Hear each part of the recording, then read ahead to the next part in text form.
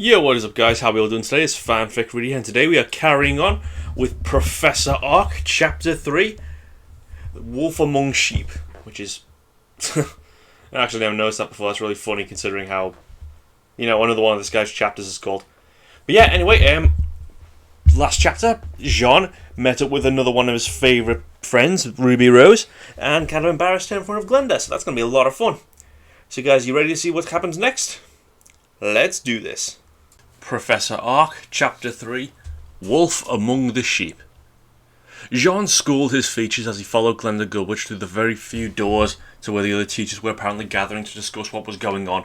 Apparently he had missed the entrance speech from Headmaster Ozpin, though she sure had explained that it didn't really matter. At the very least, she had accepted his excuse as to Dr. Oblak. He wasn't sure if it was more worrying that she had let it go so easily. He was supposed to be the support teacher for this man after all. Mr. Ark, my apologies for losing you. I did not take into account your speed nor your lack of knowledge as to the surroundings and the layout of our fine establishment. I must have therefore lost track of you on one of the many corridors. I can assure you, it will not happen again. The words rattled and mashed together similar to a car wreck, but he could make out the general gist of it and simply nodded in acceptance. Yes, do try and keep that in mind next time, Professor Oblak, the blonde deputy chastised as she walked past him. Actually, it's Doc. He stopped as the green eyes narrowed dangerously behind their glasses. I mean, yes, of course. So it wasn't just him who was apparently terrified of the stern blonde. That was good to know. Well then, perhaps I should introduce you to our resident Grim Studies professor and experienced huntsman, Professor Peter Port. Jaune turned back to Ozpin as he spoke, before looking towards the rather large man who strode purposely over to him, giving Jaune a hearty handshake. The teacher was wearing a dark red military jacket and sported a rather impressively grey moustache, along with thick, bushy eyebrows. Despite him, Jaune couldn't help but think the man looked quite jolly. Bravo! Fantastic to meet such a young hunter as yourself, the man boisterously welcomed as he shook Jaune's hand.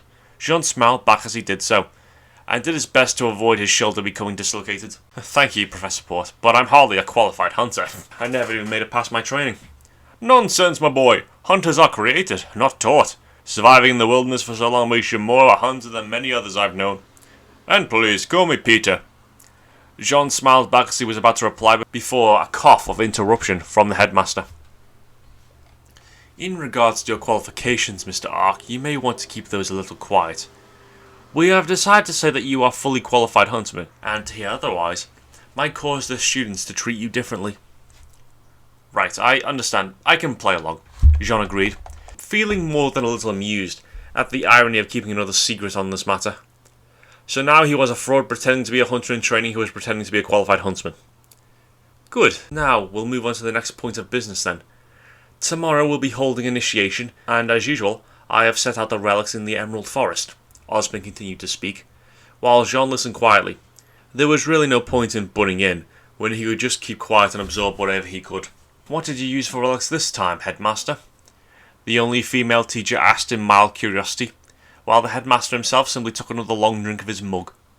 You will see tomorrow, I'm sure. Regardless, we will be launching the students into the Emerald Forest and telling them to find the temple and the relics.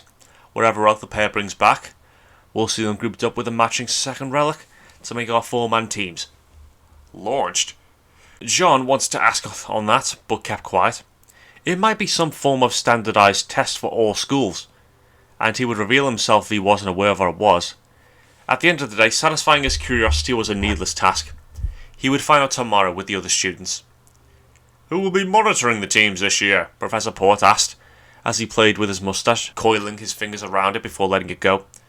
Glenda and I shall be monitoring the teams, while Oblak will be on hand to retrieve any students who fall unconscious in the forest. I was hoping to leave watching over the students tonight to yourself and Glenda, Peter. Peter Port nodded in agreement, while Glenda rubbed at her forehead and muttered to herself about sleep. Jaune watched for a brief moment before cursing himself as he stepped forward. I'll look after the students now with Peter, he spoke, causing everyone to go silent as they all turned to face him. Glenda looked surprised, while Peter simply looked amused. Out of the corner of his eye, Jaune noticed Ozpin hiding a small smile behind taking a drink of his coffee. Peter and I can handle that easily enough, I believe. I mean, if you're handling the initiation tomorrow, then you'll need your rest. He directed the last part towards the blonde woman, who was still looking at him with surprisingly wide eyes before she coughed and righted herself. I would appreciate that, if you are certain. She looked unsure of herself. as she said that, but John quickly shook his head in response. Of course I'm sure. I'm sure Peter will help me if I run into any trouble. Right? He offered the round man next to him, who nodded his head and patted John on the back, with the force of a bear striking him. John staggered forward slightly as his eyes widened, but managed not to fall over. Holy crap, that was going to leave a bruise. Absolutely, Peter bellowed. Mr. Ark is right. You get your rest, Glenda. We can handle a bunch of rowdy students between the two of us. That is fine with myself. If everything is finished, we can depart, the headmaster offered, as he swept from the room, before, with Oblek following quickly afterwards.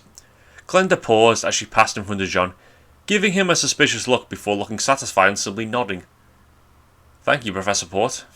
John, I appreciate the help. Before he could respond, she already vanished from the room, leaving just the two men left.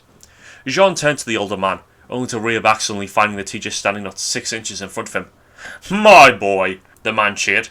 Such diligence and generosity, and to achieve such closeness with Mitch Goodwitch so quickly. Ah, you are beyond even a true hunter like myself. Closeness? Jean stammered in confusion before connecting the dots in his mind. Oh, no, I just asked her to call me by my first name. I hope you will too, by the way. It felt weird to be called Mr. Ark all the time, and he had a sinking feeling it would only get worse when these students began calling him that. Of course, my boy. As for Miss Goodwitch, well... He winked at John, or rather lowered one bushy eyebrow and made a clicking noise with his tongue. I think we've all asked her to call us by our first names, though to no avail, eh? But enough of that. Let's talk about what we have to do tonight. Looking after young hormonal-driven students trapped in a room together can be tougher than fighting a grown Nevermore with your bare hands. I should know. I've done both.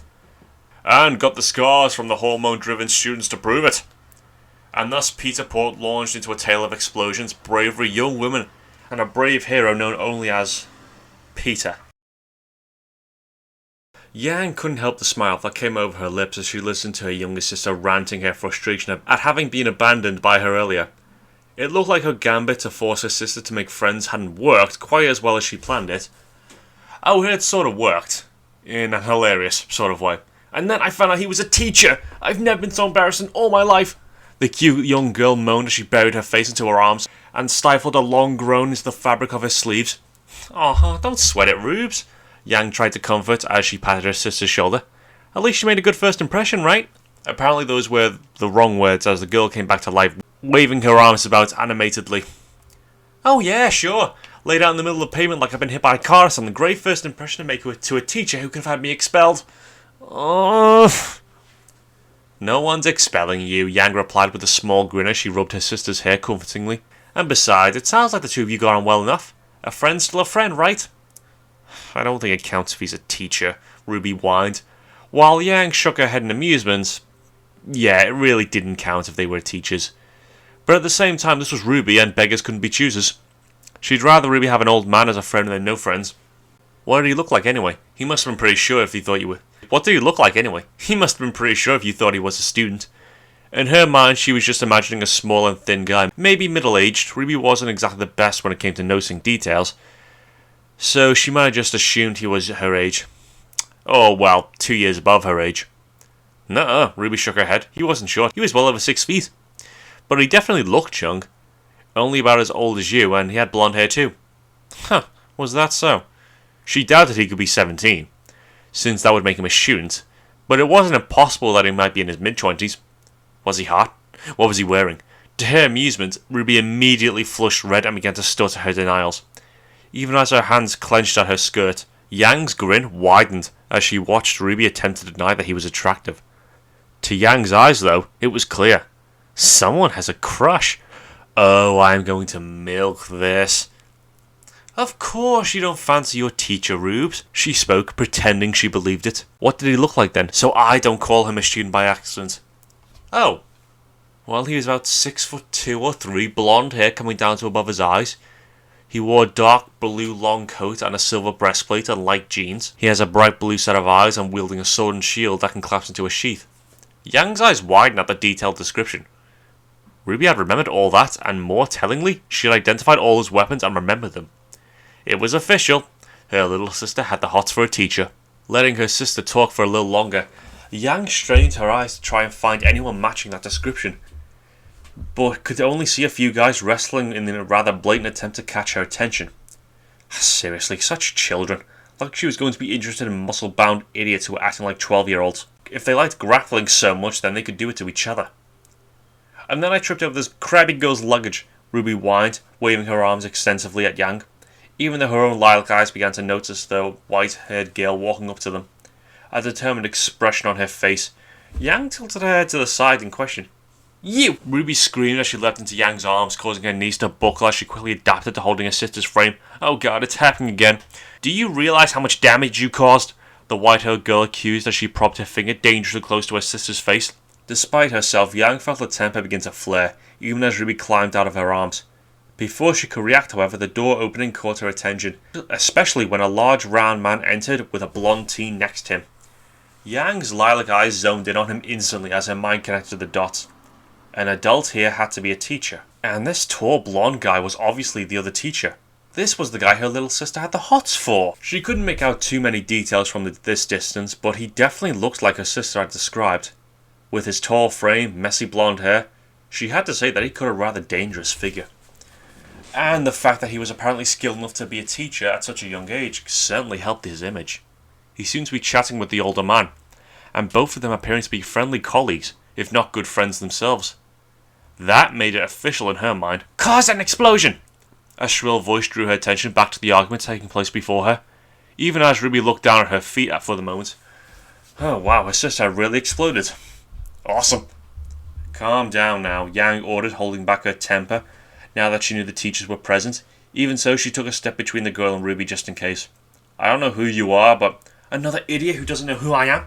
the rude girl interrupted as she rolled her eyes in an overly dramatic manner. "I am Weiss Schnee, the heiress to the Schnee Dust Company. Do you people really know nothing? The name will be casualty if you try that again." Yang growled to herself, as her eyes flared red before she forced them back to the lilac. From the corner of her vision, she could see the blonde teacher approaching them, no doubt drawn to the commotion. Grinning to herself, she decided to get her own revenge on the little snot. "Well, maybe you and Ruby got off on the wrong foot. Why don't you try and be friends?" "Great idea, Yang. My name's Ruby. Let's be friends," her peppy little sister greeted as she held out her hand to be shaken. The Schnee heiress, however, swung her arm sarcastically. "Oh yeah, we can go shopping and paint our nails, and talk about all the boys like tall, blonde and scraggly over there," she said while pointing at the teacher, who was now standing directly behind the heiress. She sighed dramatically and turned around to face him, presumably giving him an evil glare. "Do you have nothing better to do than come over here and interrupt me?" Yang's grin widened to epic proportions. The tall man's eyes narrowed briefly, while his brows drew down in a stern expression, even while Ruby finally noticed who it was and let out a startled "eep" from beside Yang. "Hey, Professor!" Yang greeted with an easy wave and a subtle emphasis on his title, causing the white-haired girl to freeze. "Good afternoon. I hope you students are having a calm day." Oh, he looked ticked alright, though definitely not ahead of Ruby, which was a plus in her book. She'd had enough of teachers who seemed to just throw everyone involved into a guilty pile, even when they had seen the entire incident themselves. "Professor?" the white-haired heiress muttered in surprise, and possibly horror, as she turned to look at the young man. "You?" "Indeed, me," the man replied with an arched eyebrow. "I am Professor Jaune of Beacon Academy, but enough about me. Let's talk about you, like about how you're going to stop causing an argument before I have to take this any further." Of course, my apologies, Professor Ark." The girl apologised quickly while bowing in embarrassment. Yang couldn't help but stick her tongue out despite the girl enjoying the irritation on her face at seeing the gesture. The man's blue eyes met her own before she could react, however, and for a moment she froze, while her tongue still sticking out from between her lips, waiting for him to comment on it. "Sis!" Ruby hissed as she elbowed Yang hard, causing her to retract her tongue before she bit it off from the shock. Regardless, the man continued, sparing Yang an amused glance before turning back to the Schnee girl. "The term hasn't even started, so I don't want to ruin my day with a discipline issue. Why don't you find somewhere to rest for the night?" "Of course, sir. I am so sorry." He waved her off as the girl fled, a blush of embarrassment on her face at having been called out so quickly.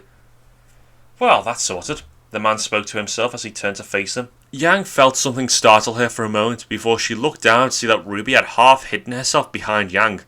"Aww," she cooed in her mind. "Are you two okay?" she asked. His voice was calmer now, and the tone of it did make Yang think he was around their age. He must be skilled indeed to be a teacher. Thanks to you, yeah. Thanks for the save, Prof. She grinned at the man, subtly noticing that he was a little bit taller than herself, which was a nice feeling. While she liked her height, it was something of a bit awkward being taller than most guys. And from what I saw, I'm not sure if I saved you or her, he replied as he looked into her eyes for a moment, causing a knowing grin to come into Yang's face. Yeah, she had been close to smacking that kid. Outside of lessons, please feel free just to call me Jaune. Professor makes me sound old. Sure thing, Jaune. She whispered his name out in a sluttery manner as she stepped away from her sister and placed her hand flat on the man's chest. Her lilac eyes looked onto his, hoping to see some kind of blush or similar, but instead he simply raised an eyebrow. My name's Yang Xiaolong, but you can just call me Yang.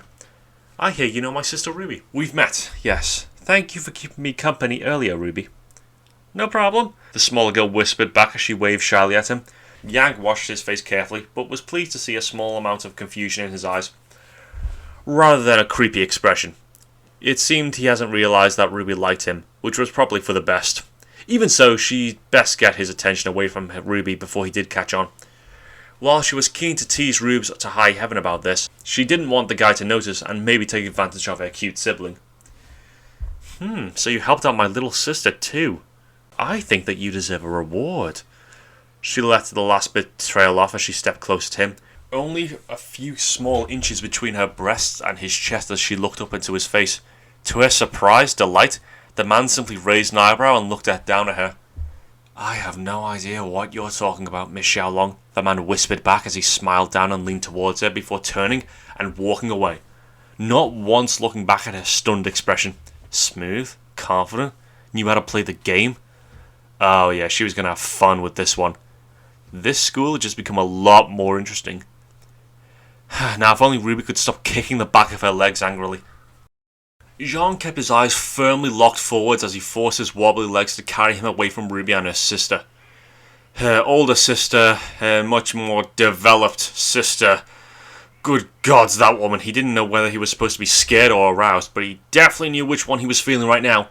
No, down boy, down! He begged within his mind, thanking his new coat for being able to hide the lower parts of his body.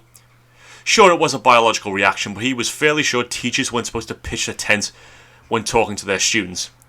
Then again, students weren't meant to flirt so blatantly with their teachers either. And there was the other problem. A girl had flirted with him. A drop-dead, sexy girl who was surely so far out of his league it wasn't even funny. And he couldn't do anything about it because she was his student. Gah! His mind screamed in agony. If only he'd gone in as a student, he might have had a chance. For God's sake. Why was life so unfair? Instead of being forced to turn tail and flee from her advances, a move which had probably really impressed her. Yep, guy runs away from flirting. Very sexy. He just wanted to help out his new friend Ruby, though that friendship was probably going to be tenuous now. Judging by how the girl had acted, Peter had agreed, saying Jaune should show his authority to stop the argument from coming to blows. So he'd steeled his nerves, wandered over just in time to hear himself being insulted, and almost crapped himself when the white-haired girl had given him a glare cold enough to freeze his lungs. At least I managed to force something out, and it seemed to work, which was a miracle in and of itself. Honestly, it looked more like the girl was trying to avoid getting in trouble, but it still meant he'd solve the problem like a teacher would, and if he had to rely on threats of detention to get his points across, well, that was fine with him, as long as he never had to handle the detention itself. Or maybe that was left to Miss Goodwitch. That would certainly convince the students never to get detention again. Well handled, my boy! Peter congratulated Jaune firmly as he made his way back to the wall where the large man was leaning against, accepting the cup of coffee handed to him. Taking a deep sip, he was surprised to know just how nice the coffee at Beacon was. I didn't really do anything. Jaune waved the compliment away, but was secretly pleased to have confirmation that he was doing things like he was supposed to. One of the tips on Glenda's cheat sheet had been to never show fear or uncertainty in front of her students, and it seemed to work wonders here. But at least it was sorted out. Indeed, lad. And the important thing is that the students learn who you are, and what you are. That was a good point, he supposed. And again, he was pleasantly surprised by how intelligent the large man actually was. Looks like the kids are getting ready for bed, he added, pointing at the mug in the direction that Jaune followed. And had his mind instantly let out a tortured death whine as seeing the creamy white legs of a red-headed woman changing into her pyjamas. Right at the moment she bent over, granting him a perfect image of her toned green and black underwear. It's official. I'm doomed. His blue eyes trailed a little further, seeing a few other young, very fit girls slipping into sleeping clothes. Oh, nothing was really shown, bar the brief flashes of underwear. But it was enough to keep his attention locked. It didn't surprise me in the least that I caught a few other guys watching along with him. Is it wise to have the guys and girls change in front of each other? Jaune stuttered out with a loud gulp as he forced more coffee down his throat, and, importantly, cut off his vision with the dark liquid and the bright white mug. Ho! This is as much a test as the initiation is, my boy. A hunter must be disciplined. There's a reason the two of us are here, after all. Jaune coughed loudly as the man slapped another bare paw into his back, drawing the nearby attention of some people to them. A few students pointed at him before turning to their fellows, no doubt trying to figure out who he was. He supposed they would learn sooner or later. I suppose some of these students are close to your age, aren't they, my boy? Don't let Glenda catch you looking, the man added as he laughed loudly at John's expense. Oh, God. You could just imagine if Glenda Goodwitch caught him flirting with a student or similar. That was probably so far against the rules that she would skin him alive and use him for a tapestry in her office. I can control my hormones if I have to, Jaune replied, in what was possibly the biggest falsehood he had told since arriving, especially considering what said hormones were doing right now at this moment. Calm. It'll be easier when it's over, and they have their own rooms. Please, sir, I'm late for my homework. Perhaps you could accept something else. Jaune, are you there, my boy? A voice broke into his daydream as he shook his head and turned to look at the fellow professor. Huh? He answered back stupidly, hoping that he wasn't bleeding from his nose like the poor quality of anime characters or something. I said, it looks like your group is acting up again. You might want to sort them out. Jaune followed the man's gaze to see that once again Ruby, Yang, and the white-haired girl were shouting at one another, though this time they were doing it beside a wall where a black-haired girl with a bowstring was resting. Jaune simply whined as he pushed himself off the wall. Beside him, Peter snorted in amusement. It's difficult to quell the spirits of the huntresses in training, though sometimes we must try for the sake of peace. Remember, my boy, they have claws. Jaune sighed back. Sure, if it looks like I'm about to die, please come help me. Jaune sighed back, smiling, as he got a short laugh from the man. It was strange to imagine that out of the room full of teenagers his own age, he was becoming fast friends with a man who easily looked over 40. I was always on your side, Ruby shouted loudly as he approached, taking a few quick moments as to address the scene. It was literally the exact same culprits again, though they were now dressed in revealing nightclothes. Thank God for Ruby, who was simply dressed in a cute pair of pajama bottoms and a tank top. He keenly made sure to keep his eyes away from the blonde-haired girl's legs, though he noticed a pair of lips twist into an evil smirk when she saw him approaching. Though whether that was because she could tease him or because he could tell the white-haired girl off again was uncertain. Okay, break it up, ladies, he instructed as he casually walked between the four of them, though one was hardly a combatant, buried in her book as she was. Once again the white-haired girl's eyes widened in sudden fear at seeing him, and her mouth shut with a loud click as she waited to be told off. Jaune sucked in a breath and let it out a long sigh.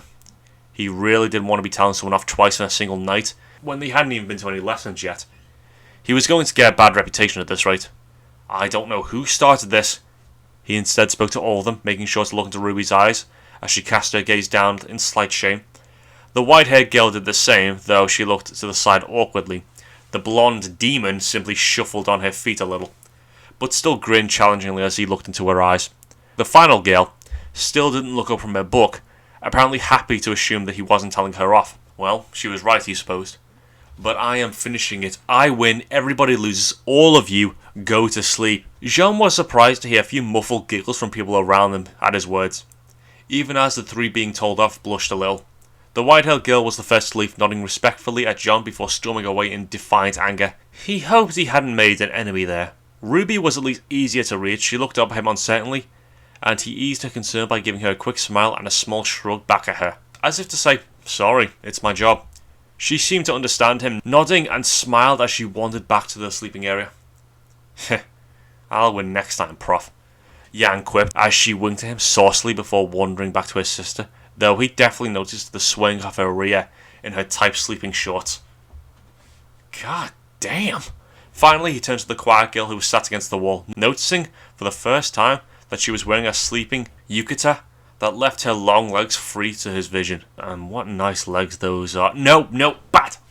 Seriously though, did she have to sit with her legs propped up like that?